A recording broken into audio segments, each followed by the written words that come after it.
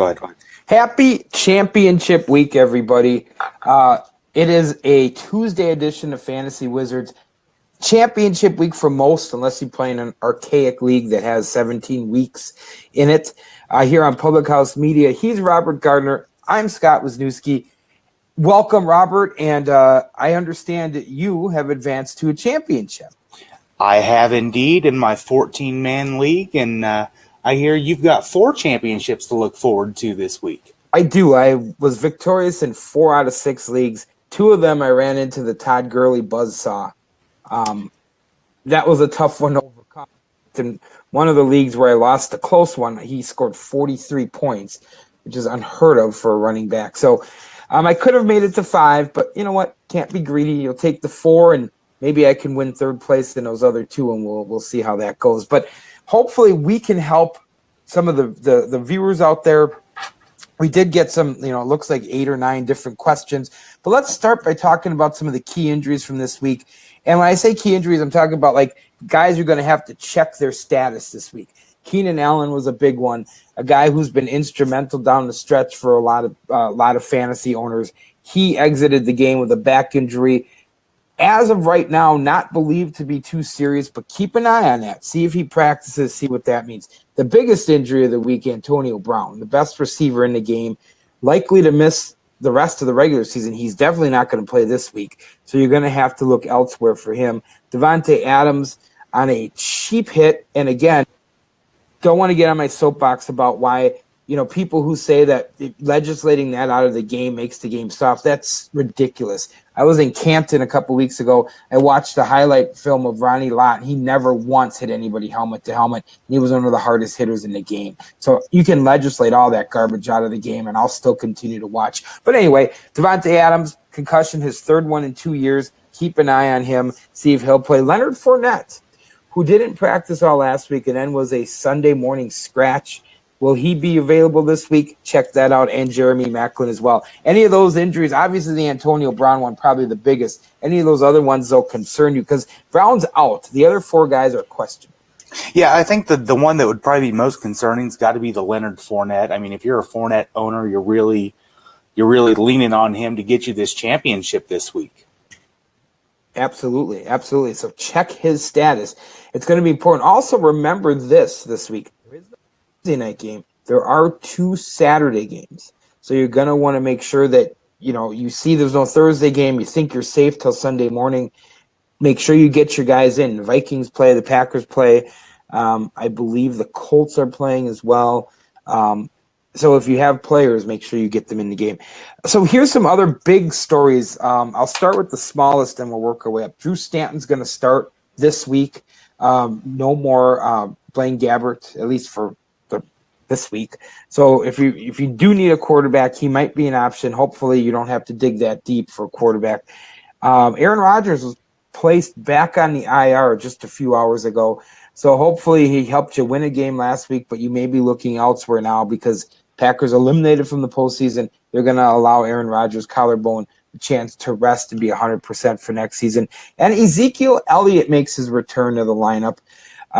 A guy who can definitely one of the more game-changing backs. He's been out 6 weeks. He faces a Seattle defense that's still considered pretty good, but hasn't looked good recently. So obviously he's now.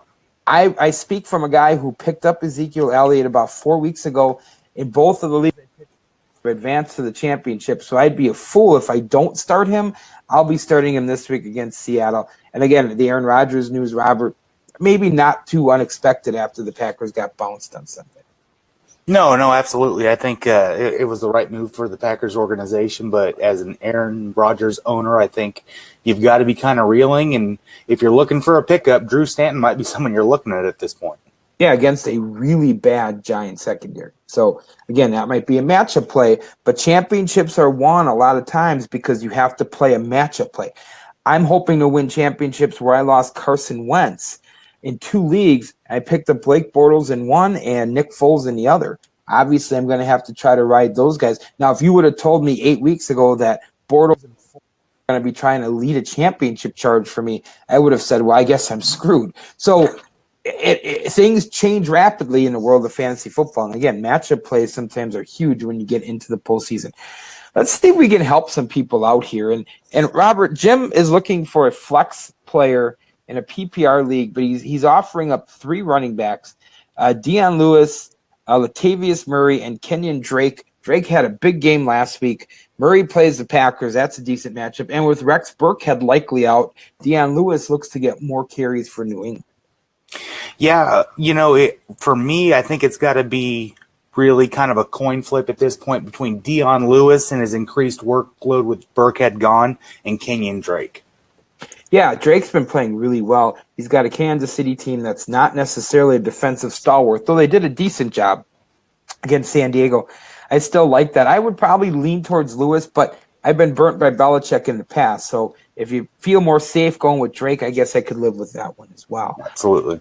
So Jarrett needs a wide receiver. Larry Fitzgerald or T.Y. Hilton. Now, Hilton's got a tough matchup this week against Baltimore, but Fitzgerald, he gets Stanton back, and he had a little bit more better rapport with Stanton than he did Gabbert. We mentioned a very, very bad Giants secondary. Yeah, I mean, when I look at the two, who's going to get more targets and opportunities, I think you got to go with Fitzgerald. Who else on that Cardinals team is going to catch the football? No, but nobody consistently. Mike is looking for 2 receivers. Now, this is an interesting one, and I purposely wanted to focus on this one because, and we'll talk more about Julio Jones in a minute and how he continues to confound me and make me pull hair out.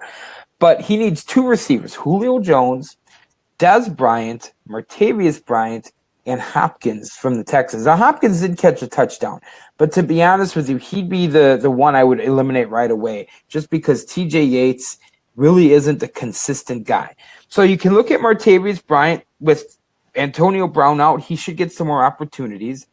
You got Dez Bryant, who may get a little bit more opportunities now that Ezekiel Elliott's back in Seattle, will gear up for the run. And then Julio Jones, who's a number one first round draft pick in every league I played in. Very inconsistent. Which 2 do you like? So if I'm being perfectly honest here, I actually like Hopkins because it seems like regardless of who the quarterback is, he's going to catch for 80 yards and potentially a touchdown every single week. Mm-hmm. And then the other guy I really like this week, because I mean, if we're in the championship, we're talking specific matchups. I like Martavius Bryant with the Antonio Brown injury. Those 2 guys will be playing each other, Hopkins and Martavius Bryant, as Pittsburgh takes on Houston. I would probably, it's hard to disagree. And again, we talked about this last week and 2 weeks ago maybe, and you made the comment, like, how can you not play Julio Jones? But look at what he did last week. Tantamount to really nothing against the New Orleans secondary that's considerably better than New Orleans secondaries over the last decade. So I would say that if I didn't, I would say Martavius Bryant for sure, probably Julio just because maybe this is the week to go off, but I think Hopkins might be a good number 3. So any two of those, as again, he seems to have a good week every 3 or 4, but with Ezekiel Elliott back, I think he gets a lot of those touches. By the way, Cowboys still in the playoff hunt as well. Absolutely. Anna needs 2 of these guys, Melvin Gordon, C.J. Anderson, Bilal Powell. Melvin Gordon for sure, right? I mean, absolutely. So now that means Powell or Anderson. Anderson had the big week last week, but I don't know that I can count on that consistently. Bilal Powell had a decent week as well. Very interesting. This is, again, it probably comes down to looking at matchups and where you want to go with that. San Diego's playing the Jets. San Diego's defense is a little better. Maybe I'd lean to C.J. Anderson, but it seems more like a coin toss. I mean, for me, I'm going to lean towards Powell, especially after watching what Hunt was able to do to the Chargers defense last week. Fair enough. Hey, Chris is looking for a quarterback, Stafford or Wilson. Dallas, Wilson didn't have a great game. Seattle had a great game last week. Dallas's defense is soft. This game looks like it could be a shootout. I like Russell Wilson. I like Russell Wilson too, but at the same time, it's hard not to like Matthew Stafford versus that awful Cincy defense. Sure. All right. So you like Stafford. I like Wilson in this one. Here's a weird one. So I'm wondering what Ben Roethlisberger is going to do. And Trent is looking for a quarterback to play this week. Roethlisberger loses his top receiver. Do they start feeding more Le'Veon Bell? Not that Roethlisberger's not going to do anything, but Trent's other quarterback is Case Keenum. a terrible Packer secondary. I mean, there's no sugarcoating it. It's bad. I feel like as much as Roethlisberger's had such an uptick and he's played really well over the last few weeks, I think that's going to be more of a Le'Veon Bell game. I'm going to lean towards Case Keenum on the road. 100% agree with you. This is a matchup I think Case Keenum owners are drooling for if they're in the championship right now. You've got Stephon Diggs and Thielen healthy, playing well against a really bad Packers secondary. Yeah, it's galactically bad. And we don't get these a lot. Tony has a defense question. Minnesota or Seattle? Now, he asked this before Aaron Rodgers was put on the IR. Here's the thing. Statistically, Minnesota's defense has been better than Seattle. However, Seattle's defense has scored more points because they've had more touchdowns. I think Minnesota's defense, though, with Seattle having all the injuries in the secondary and Wagner being banged up, and now Brent Hundley instilled at quarterback again, I think Minnesota's a play here. Yeah, I think especially with Hundley at quarterback, Minnesota's got to be your play.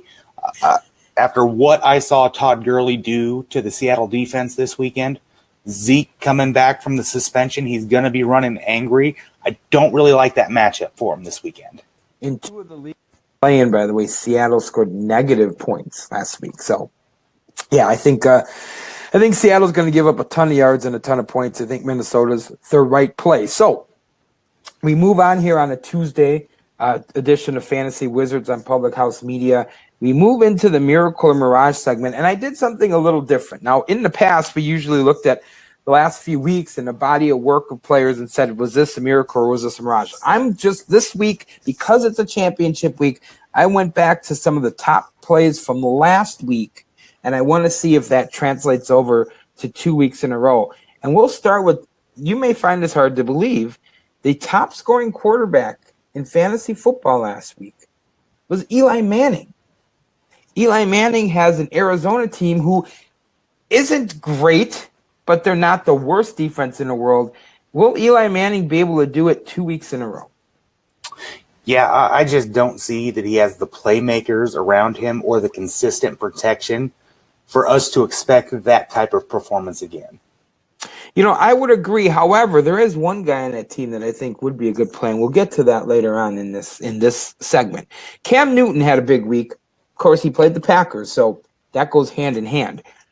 Will that continue against Tampa Bay, or will this be more of a ground game this week? Because Cam Newton's been pretty inconsistent until he had his huge game against the Pack. So 10 Tampa Bay defenders were on the injury report following their last game. That defense is banged up. They're thin. This is a game that Cam Newton dominates. A matchup play, by the way, Tampa Bay gave Atlanta a little bit of a scare. Atlanta came away with victories against New Orleans a couple weeks ago and Tampa, which, by the way, effectively ended the Packers and Aaron Rodgers' season. Nick Foles against Oakland. I like Nick Foles. I started him last week. He did great. I think it continues against an Oakland secondary that's not very good. Absolutely. I'm right there with you. I started him too. Picked up 4 big touchdowns against this Oakland Raiders secondary. I'm hoping for at least 2 or 3. Right. Yeah, I'm not expecting 4, but you give me 2 and 250, I might be able to win just about most games. Brock Osweiler appears out of nowhere last Thursday, comes off the bench, has a lights-out game, decent matchup with Washington, but it's still Brock Osweiler. Your thoughts on whether he continues? Yeah, there's no way I trust Brock Osweiler in any scenario. That's a good call. I do trust, and I can't believe I'm saying this, I do trust Blake Bortles against the San Francisco defense that's not really good. Blake Bortles has been really consistent, did a great job last week, the number 3 quarterback in most formats as far as scoring from last week. I think it continues in a good matchup against a not so. I think it continues too, and I mean, if we're riding Blake Bortles right now, he's thrown for 900 yards, 7 touchdowns, no interceptions the last 3 games. Yeah, pretty solid. And last quarterback, Jameis Winston, had a really good game against Atlanta, but a tougher matchup with the Carolina Panthers. Yeah, Winston's been playing better. I just don't like the matchup this weekend at all. I would agree. Here's one that you're going to say, how the heck can you put this on here? And I'll tell you why. Todd Gurley, who's the number one scoring running back in fantasy football, and I expect him to continue. He's going to have a good game. Will he have a great game, though, against a actually surprisingly good Tennessee run defense? No, absolutely. Tennessee's run defense is tough, but you've got to take Todd Gurley all day, and you've got to ride that horse to your title. The other guy who had a big game, the only thing that surpassed Kareem Hunt did was what Todd Gurley was able to do. Kareem Hunt had the game that people had been waiting on for weeks on end. He finally had that. Does that continue against Miami? I think it does, because I think the past 2 weeks you've seen the results with the Chiefs when they've featured Hunt as the centerpiece for that offense. And as he goes, that team goes. I agree. I think it's a great start against Miami. Mark Ingram against Atlanta, again, that's a two-headed beast that the Saints are trotting out there. I don't see any reason why you wouldn't start Mark Ingram as one of your top two running backs in your line. No, absolutely. I think at this point, if you've got Ingram and Kamara and you had them handcuffed earlier this season, you're starting them both at this point. You could say the same about Freeman, who finally had a breakout game after had a slow start, then had the injury, missed a couple weeks, had a good game against Tampa. Plays New Orleans, though. I don't know that he's going to have the same type of game yet, but I still think he's a good play this week. I think he's a good play, too, because a lot like with Kareem Hunt, I think if you look at his usage and when his usage is up, that entire offense is more effective. So as he goes, that Falcons offense goes. As this guy goes, so goes the Buffalo Bills offense. LaShawn McCoy against New England. I like the play. New England's defense isn't great. What typical Patriots type of win, by the way, last week against Pittsburgh. Yeah. I mean, what more can you say? I mean, it's just at this point. I mean, do you expect anything else from them? Some weird finishes last week too. That Oakland Dallas finish where they used the index card to measure if he had a first down. It looked like he was short. They gave it to him anyway. Dallas takes the lead, and then Oakland's going in for the winning drive, and a fumble. The ball goes out of the end zone for a touchback. And what's interesting is Dallas, New England, everybody thinks there's these conspiracies to get these teams in. I don't believe in that, but it's funny how both those teams are involved in a controversial finish. No, absolutely. And I tell you what, I've learned more about the NFL rulebook as a fan this year than I have any season before. Yeah, hopefully someday they'll figure out what to catch. How did we go all these years without having to have these questions about what's a catch and what's not? I have no idea. And the last running back on this list, and again, you're going to start this guy no matter what. This is a little bit more of an obvious miracle or mirage this week. But Le'Veon Bell against Houston, he's my top play of the week. He's a guy I think is going to have the big game. Your thoughts, his matchup against Houston? No, absolutely. I think his usage is going to be up a little more. I mean, he's already a heavily used player in that offense, but we're going to see him get more involved in the passing game this week. Houston's defense, there's some bright spots there, but overall, I love this matchup. And if you've got Le'Veon Bell, you're loving life right now heading into the championship. Switching over real quick now to a couple of receivers and tight ends. Sterling Shepard against Arizona. So I said I wasn't buying Manning, but I am buying Shepard. He really is the only deep target. He had a big game last week. I think he gets a touchdown and 90 some yards. Won't be enough, I think, but it's still enough if you have to start him as a flex or a wide receiver too. Yeah, absolutely. I think it's going to be important to really look at the other matchups on your lineup. I don't like him to be fully confident in him. I might be looking at some potential waiver wire options on some better matchups. But if he's a guy that you have in your spot, I wouldn't be opposed to having him in my starting lineup. How about Keelan Cole? We seem to be buying into Blake Bortles. His top receivers have been banged up. Marquise Lee's a little banged up now. Are you buying Keelan Cole? I mean, if I'm hitching my wagon to Blake Bortles, I'm going to like Cole at this point. 3 straight games with a touchdown. He's had 99 yards in week 14, 186 last weekend. Clearly there's a rapport there. There's a level of comfort, and I'm taking that. Absolutely. I agree with you there. Hey, Michael Crabtree had to leave the game before that fateful fumble by Carr against Dallas. He said he didn't need to go off. He shouldn't have been in concussion protocol. The play that was called was supposed to be a pass to him. They had to change the play at the last minute. Looks like he's going to play this week. If he does, do you like the matchup against Philly? I really don't like the matchup against Philly, and one of the stats that really jumped out at me from this past weekend, targeted 17 times, 7 catches. Sure. Yeah, that's huge. That's not even half of your targets getting hauled in. Here's two Carolina, or I'm sorry, we got one, and then we'll get to Carolina. Tavares King for the Giants. I say no. It was a mirage last week. I think Shepard is the guy that you'd be targeting. Not agree. Tavares King. All right, great. Now let's talk about these two guys for Carolina. Greg Olsen had a return to form game against the Packers. Believe it or not, Tampa Bay is pretty good against tight ends, but I still like Olsen this week.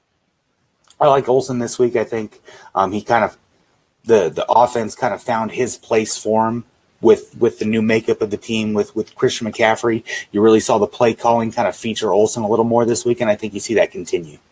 I think you're right, and I really, really like that play. How about Demary Bird from the Carolina Panthers? Had a huge game last week. Again, it was against the Packers.